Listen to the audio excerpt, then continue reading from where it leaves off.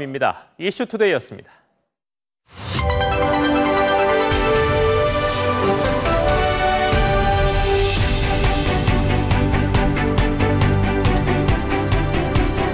여러분 안녕하십니까? 여수 MBC 뉴스투데이입니다.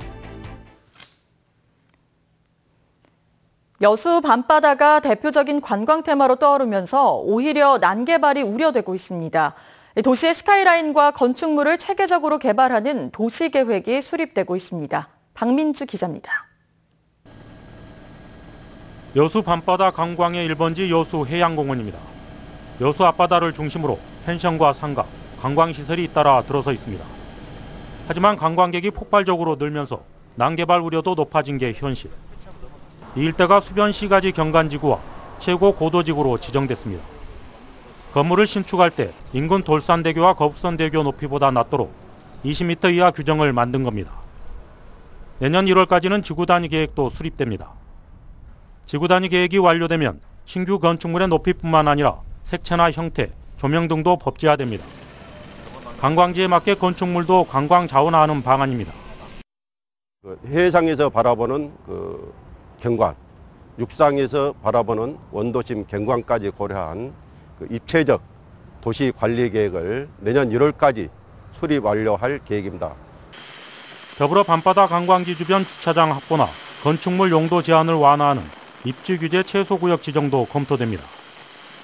역사적 유산인 국보 제304호 진난관 일대도 해양공원과 연계해 도시계획이 추진됩니다. 여수 구도심과 돌산지구를 포함한 관광지의 재정비, 해양관광도시 이미지에 걸맞는 체계적 개발이 앞으로 성과를 낼 수 있을지 지역 관광정책의 또 다른 관건이 되고 있습니다. MBC 뉴스 박민주입니다. 전라남도의 대표 축제로 선정된 고흥 우주항공 축제 기간 동안 나로 발사 현장이 일반인들에게 공개됩니다.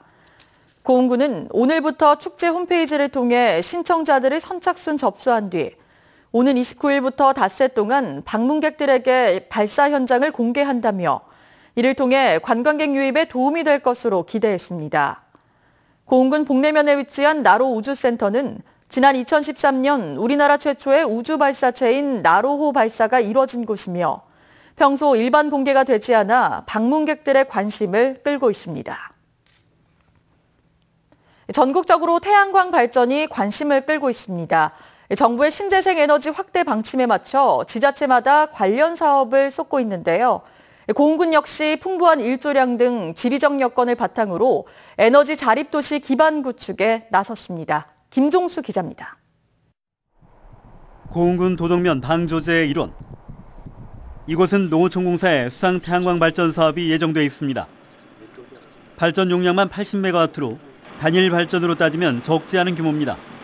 연간 한 28,400여 가구가 사용할 수 있는 10만 2,400메가와트 청정 에너지를 생산하게 됩니다. 수상 태양광 발전은 육상보다 10% 정도 발전 효율이 높아 더욱더 주목받고 있습니다. 이에 대해 고흥군은 주민공청회와 환경영향평가 실시 등 신중한 입장을 내비치고 있습니다. 청정 에너지란 이점 못지않게 시설 설치로 인한 부작용을 최소화하기 위해서입니다. 현재 고흥에선 풍부한 일조량을 바탕으로 태양광 발전 사업이 속도를 내고 있습니다. 태양광 발전이 차지하는 규모도 점차 커지면서 기여도도 적지 않습니다. 이에 따라 지역민들의 태양광 발전 신청도 눈에 띄게 늘었습니다. 자율에너지의 이점과 다양한 지원 혜택에 따라 인기를 끌고 있기 때문입니다. 현재 고흥군의 에너지 자립률은 30%대가 되겠습니다. 하지만 한전의 개통망 확보가 원활히 추진된다면 에너지 자립률이 110%대로 올라갈 것으로 예상합니다. 올해 현재 고흥군에 접수된 태양광 허가 건수만 800여 건. 부족한 에너지를 채울 수 있는 또 다른 곡간이 될지 주목되는 부분입니다. 고흥군이 태양광 발전의 적지로 떠오르면서 에너지 자립도시 기반 구축에 지역 경제에 얼마나 긍정적 효과를 가져올지 관심이 높아지고 있습니다. MBC 뉴스 김종수입니다. 순천시가 관내 아파트 경비원들의 근무 환경 개선을 위해 에어컨 설치 사업을 확대하고 있습니다. 순천시는 지난해 9월부터 실시한 에어컨 설치 현황 조사 결과를 바탕으로 22개 단지 100여 곳의 아파트 경비실에 사업비 5천만 원을 들여 에어컨을 설치하고 경비원들의 공동주택 관리 업무에 도움을 주기로 했습니다. 순천시는 또 준공 후 10년이 지난 노후 아파트를 지속적으로 점검해 주차장 정비와 CCTV 설치 등 다양한 시설 개선 사업도 추진할 방침입니다. 고여있는 영산강 하구의 근본적인 해결 방안을 찾는 연구조사가 시작됐습니다. 최대 쟁점인 해수 유통과 함께 영산강의 생태계 복원 방안을 찾기 위한 건데요. 전라남도는 낙동강 그리고 금강 유역과 공조해 정부의 관심을 끌어올 계획입니다. 양현승 기자입니다. 전라남도가 영산강 살리기에 본격적으로 나섰습니다. 환경부 수계관리기금 4억 원을 투입해 내년 말까지 연구 용역 조사가 이루어집니다.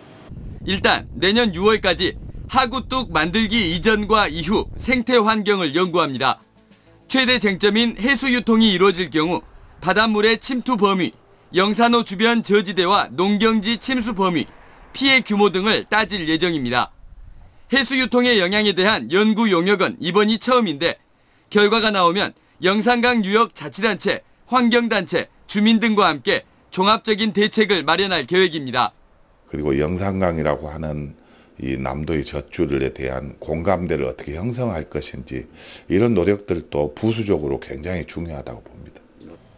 한편 부산시는 2025년 낙동강 하구뚝 완전 개방을 목표로 용역에 착수했으며 충남도도 금강 하구를 염두에 두고 일단 시범적으로 보령호에서 복원 사업에 나섰습니다.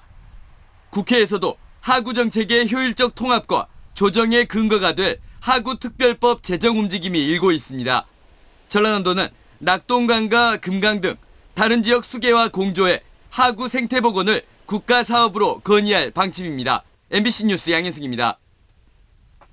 올해 전라남도의 가고 싶은 섬 선정을 위한 공모 절차가 진행됩니다.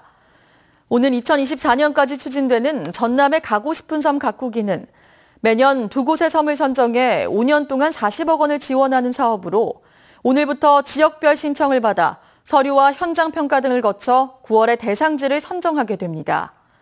현재 전남 동부 지역에서는 여수 사도와 손죽도, 고흥 연홍도 등 3곳이 선정됐으며 지역별로 마을 식당과 숙박시설 조성 등 다양한 사업들이 추진되고 있습니다. 광주에 완성차 공장을 짓겠다던 중국 조이롱 자동차의 투자가 가물가물합니다. 당초 계획보다 일정이 미뤄지는 데다 투자의 걸림돌이 될 수 있는 새로운 변수도 생겼습니다. 윤근수 기자입니다. 국내 인증 절차를 위해서 들여온다던 조이롱의 시험 차량은 현지에서 성능 시험이 끝나지 않아서 10월 이후에나 들여올 수 있습니다. 인증에 필요한 시간을 감안하면 올해 안에 국내 인증 통과는 어려워졌습니다. 인증을 통과한다고 해서 곧바로 광주에 투자를 시작하는 것도 아니라고 조이롱 코리아는 밝혔습니다. 2만 대 공장이 필요할지, 1,000대 공장이 필요할지, 5,000대가 필요할지 정확히 아직 안 나와 있기 때문에 그 인증 후에 이제 마무리 지은 다음에 국내 시장 조사에 걸쳐서 이제 사업 계획을 마무리 확정 지을 계획을 갖고 있습니다. 2020년까지 전기차 2만 대를 포함해서 연간 10만 대 규모의 생산 공장을 짓겠다던 지난해 MOU에서 한 발 물러서는 분위기입니다. 이 와중에 중국의 베이징 자동차 그룹이 올해 안에 전기차 신차종을 국내에 출시하겠다고 선언했습니다. 차종은 소형 버스와 택배 트럭 등으로 조이롱이 계획 중인 차종과 겹칩니다. 베이징 자동차 그룹의 전기차가 테슬라 다음으로 세계에서 많이 팔린다는 점을 감안하면 국내 시장에서 조이롱 차가 경쟁력을 가질 수 있을지도 의문입니다. 우리 광주시나 조이롱 코리아 입장에서 봐서는 저는 큰 악재라고 봅니다. 조이롱이 철수할 수 있는 빌미를 제공하는 것처럼 안 된다. 광주시와 조이롱 코리아는 중국 조이롱의 투자 의지가 확실하다고 밝히고 있지만 투자 일정이 자꾸 지연되면서 사업에 대한 의구심은 커지고 있습니다. MBC 뉴스 윤문수입니다. 푹 찌는 더위에 건강관리도 잘 하셔야겠는데요. 지난 밤 사이에도 대도시와 해안가 곳곳에서는 열대야가 나타났고요. 낮 동안에는 무더위가 더욱더 심해지겠습니다. 폭염특보구역도 더욱 확대가 됐는데요. 현재 동해안과 경상도에는 폭염경보가, 그밖에 충청도와 남부지방으로는 폭염주의보가 발효 중이고요. 오늘 한낮에 대구가 36도까지 치솟는 등 어제보다 4도가량 높겠습니다. 그밖에 청주와 대전 34도, 서울도 33도까지 오르겠습니다. 열사병 등 온열 질환에 걸리지 않도록 조심하셔야겠습니다.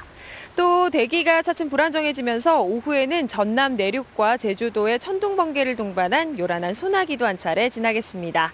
출근길 이 시각 현재 기온 보시면요. 서울 24.7도, 전주 25.2도를 보이고 있는데요. 한낮에는 구름 많은 가운데 서울 33도, 창원이 34도까지 오르겠고요. 더위 불쾌감이 심하겠습니다.